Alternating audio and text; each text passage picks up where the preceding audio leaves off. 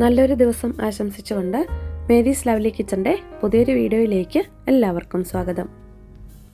ഇന്ന് നമുക്ക് കുട്ടികൾക്കൊക്കെ വളരെ ഇഷ്ടമുള്ള ഡോണറ്റ്സ് തയ്യാറാക്കുന്നത് എങ്ങനെയാണെന്ന് നോക്കാം. കുട്ടികൾക്ക് മാത്രമല്ല മുതിർന്നവർക്കും ഇഷ്ടപ്പെടുന്നൊരു ഡോണറ്റാണ്.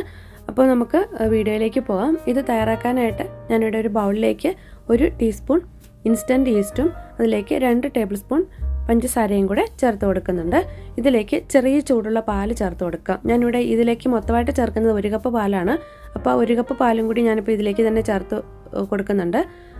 ഇനി നന്നായിട്ട് ഇതെല്ലാം കൂടെ ഒന്ന് ഇളക്കി യോജിപ്പിച്ച് ആ ഈസ്റ്റൊക്കെ ഇതിലേക്കൊന്ന് മിക്സായിട്ട് നമുക്കിത് അടച്ച് വയ്ക്കാം. ഒരു 10 അല്ലെങ്കിൽ 15 മിനിറ്റ് മാറ്റി വയ്ക്കുമ്പോഴേക്കും ഈസ്റ്റ് നന്നായിട്ട് പൊങ്ങി വരും. ഇതിപ്പോൾ ഞാൻ വെച്ചിട്ടൊരു 15 മിനിറ്റ് ആയിട്ടുണ്ട്. ഈസ്റ്റ് ഇപ്പോൾ നന്നായിട്ട് പൊങ്ങി വന്നിട്ടുണ്ട്.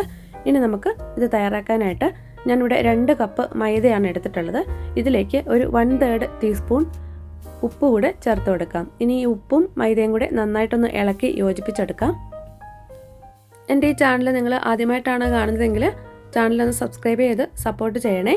അതിനടുത്തുള്ള ബെല്ലൈക്കൺ കൂടെ പ്രസ് ചെയ്യുകയാണെങ്കിൽ ഞാനിടുന്ന എല്ലാ വീഡിയോസിൻ്റെയും നോട്ടിഫിക്കേഷൻസ് നിങ്ങൾക്ക് ലഭിക്കുന്നതായിരിക്കും. ഉപ്പും മൈദയും കൂടെ നമ്മളൊന്ന് മിക്സ് ചെയ്തെടുത്തിട്ടുണ്ട്. ഇനി നമ്മൾ എടുത്തു വച്ചിരിക്കുന്ന ഈസ്റ്റിലേക്ക് ഒരു മുട്ട ചേർത്ത് കൊടുക്കാം. മുട്ട ഇതിലേക്ക് പൊട്ടിച്ചൊഴിച്ച് നന്നായിട്ട് ഇതൊന്ന് ബീറ്റ് ചെയ്തെടുക്കാം.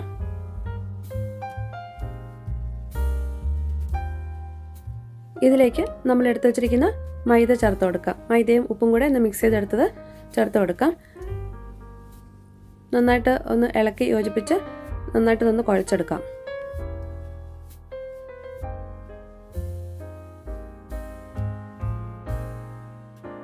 ചപ്പാത്തിയേക്കാളും ഒരല്പം കൂടെ ലൂസായിട്ടുള്ള ഒരു പാകത്തിനാണ് ഞാനിപ്പോൾ ഇത് കുഴച്ചെടുക്കുന്നത്.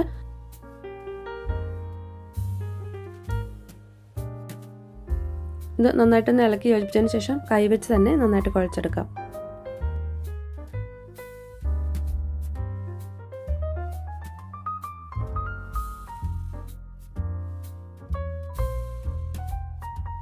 ഇതിലേക്ക് ചേർക്കാനായിട്ട് ഞാനിവിടെ 2 ടേബിൾ സ്പൂൺ ബട്ടറും കൂടെ എടുത്ത് വെച്ചിട്ടുണ്ട്. ആ ബട്ടറും കൂടെ നമുക്കിതിലേക്ക് ചേർത്ത് കൊടുക്കാം.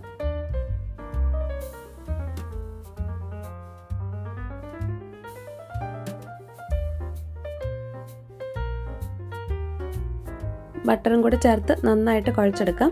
നമ്മുടെ ഡോണറ്റ് നല്ല സോഫ്റ്റ് ആയിട്ട് കിട്ടുന്നതിന് വേണ്ടിയിട്ടാണ് നമ്മളിതിലേക്ക് ബട്ടറൊക്കെ ചേർത്ത് കൊടുക്കുന്നത്. നന്നായി കുഴച്ചെടുത്ത ഈ മാവ് ഇതുപോലെ നമ്മൾ ചപ്പാത്തി തയ്യാറാക്കുന്ന പലകയിൽ വെച്ച് അല്ലെങ്കിൽ കൗണ്ടർ ടോപ്പിൽ ഇട്ടിട്ടോ ഇതുപോലെ നന്നായിട്ട് ഒന്നുകൂടെ ഒന്ന് കുഴച്ചെടുക്കാം.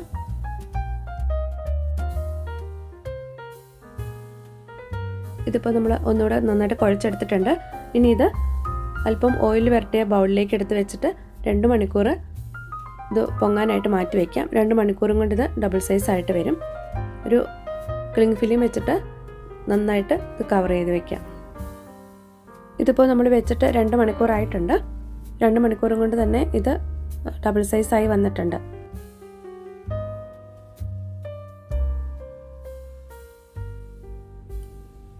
ഇനി ഇതിലെ എയർ ബബിൾസ് ഒക്കെ ഒന്ന് കളഞ്ഞിട്ട് ഒന്നുകൂടെ ഒന്ന് കുഴച്ചെടുക്കാം.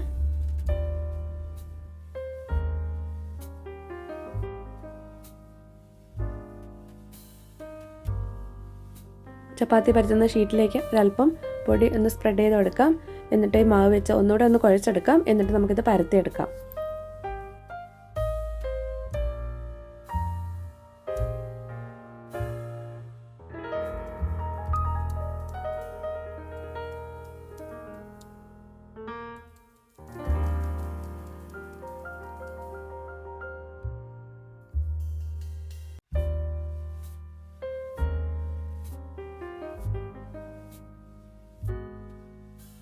ഞാനിപ്പോൾ ഇത് പരത്തി എടുത്തിട്ടുണ്ട്. ഇനി നമുക്ക് ചെറിയ റൗണ്ട് ഷേപ്പിൽ ഇത് കട്ട് ചെയ്തെടുക്കാം. അതിനായിട്ട് കട്ടർ ഉപയോഗിക്കാം, അല്ലെങ്കിൽ ഇതുപോലെ ഗ്ലാസ് എന്തെങ്കിലും വെച്ച് കട്ട് ചെയ്തെടുത്താലും മതി. ഞാനിപ്പോൾ ഇവിടെ ഗ്ലാസ് വെച്ചിട്ടാണ് കട്ട് ചെയ്തെടുക്കുന്നത്.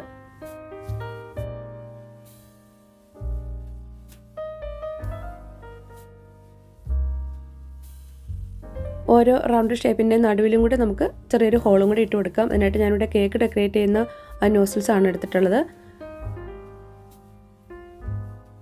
കട്ട് ചെയ്തെടുത്ത പീസൊക്കെ എൻ്റെ സെൻറ്ററിൽ നിന്ന് നമുക്ക് എടുത്ത് മാറ്റാം.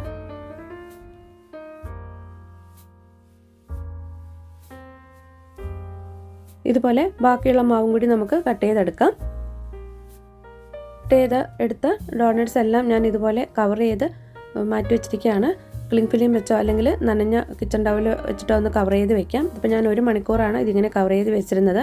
1 മണിക്കൂർ കൊണ്ട് നന്നായിട്ടിത് പൊങ്ങി വന്ന് ഡബിൾ സൈസ് ആയിട്ട് വന്നിട്ടുണ്ട്. ഇനി നമുക്കിതിനെ ചൂടായ എണ്ണയിലിട്ട് ഫ്രൈ ചെയ്തെടുക്കാം. എണ്ണ നന്നായിട്ട് ചൂടായിട്ട് വേണം ഇതിലേക്ക് നമ്മൾ ഇതിട്ട് കൊടുക്കാനായിട്ട്. ഇതിപ്പോൾ എണ്ണ പാകത്തിന് ചൂടായിട്ടുണ്ട്. ഇതിലേക്ക് ഡോണറ്റ് ഇട്ട് കൊടുത്ത് ഫ്രൈ ചെയ്തെടുക്കാം. നല്ല ഗോൾഡൻ ബ്രൗൺ കളർ ആവുന്നതുവരെ ഫ്രൈ ചെയ്തെടുക്കണം.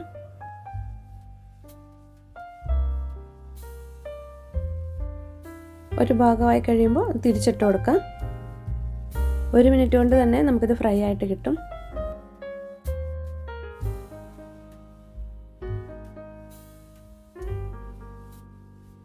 ഇപ്പോൾ നമ്മുടെ ഡോണറ്റ് നല്ല ബ്രൗൺ കളറായി വന്നിട്ടുണ്ട്.